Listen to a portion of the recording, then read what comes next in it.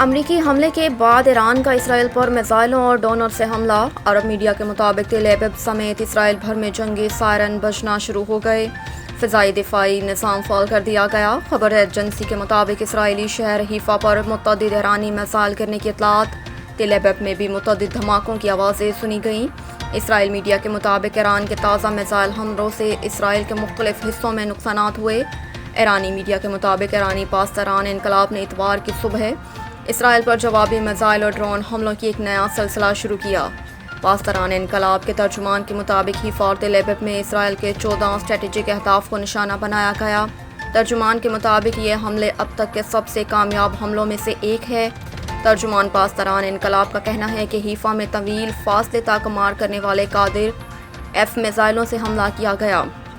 حملے میں اسرائیلی فوج کے سافٹ ویئر کمپنیوں کی دفاتر، power plant, oil refinery, air base, اسرائیلی سائبر کمانڈ سمیت رافیل ایڈوانسڈ ڈیفنس سسٹمز کے ہیڈ کوارٹر کو نشانہ بنایا گیا۔ اسرائیلی میڈیا کے مطابق اسرائیل کے 10 مقامات پر ایرانی میزائل حملوں سے نقصانات ہوئے ہیں۔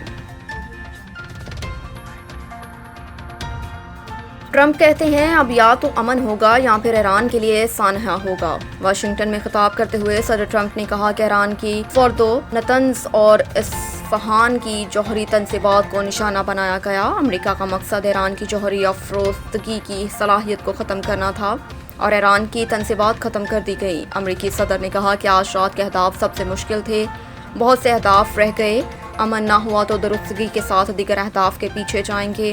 صدر ٹرمپ نے کہا کہ ایران کو اب امن قائم کرنا چاہیے۔ امن قائم نہ کرنے کی صورت میں مستقبل کے حملے بہت زیادہ شدید ہوں گے اور اب یا تو امن ہوگا یا پھر ایران کے لیے سانحہ ہوگا۔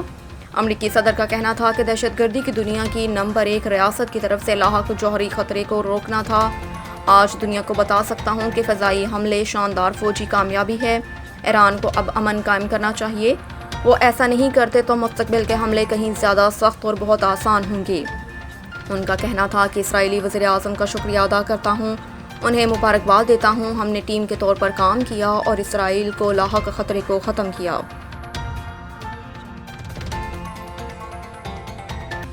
ایرانی حکام کے مطابق امریکی حملے سے قبل ہی جوہری تنصیبات کو خالی کرا لیا تھا۔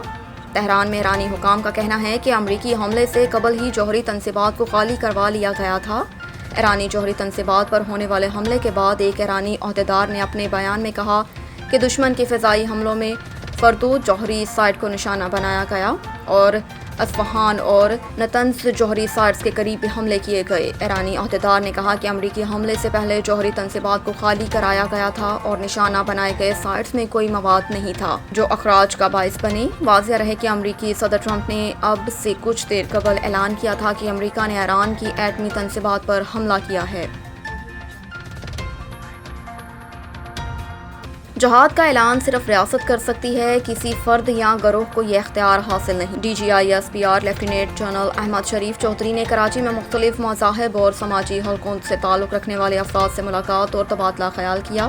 آئی ایس پی آر کی جاری کردہ اعلامیے کے مطابق مختلف مذاہب اور سماجی حلقوں نے D G I S P R کا والہانہ خیر مقدم کیا، ان سے بھرپور اظہار یکجہتی کیا۔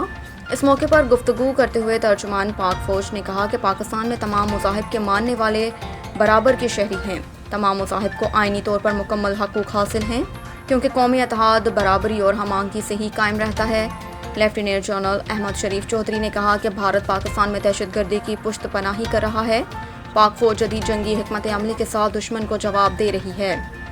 D G I S P R کا مزید کہنا تھا کہ نسلی یا لسانی نفرت جہالت ہے۔ تمام پاکستانی برابر متحد رہیں گے تو کوئی طاقت ہمیں شکست نہیں دے سکتی۔ جہاد کا اعلان صرف ریاست کر سکتی ہے، کسی فرد یا گروہ کو یہ اختیار حاصل نہیں۔ ملاقات کے دوران مختلف مذاہب اور سماجی طبقات کے نمائندوں نے D G I S P R کے ساتھ ملاقات کو قابل قدر قرار دیا، ان کا شکریہ ادا کیا اور اس خواہش کا اظہار کیا کہ آئندہ بھی اس نوعیت کی نشستیں جاری رہنی چاہیے۔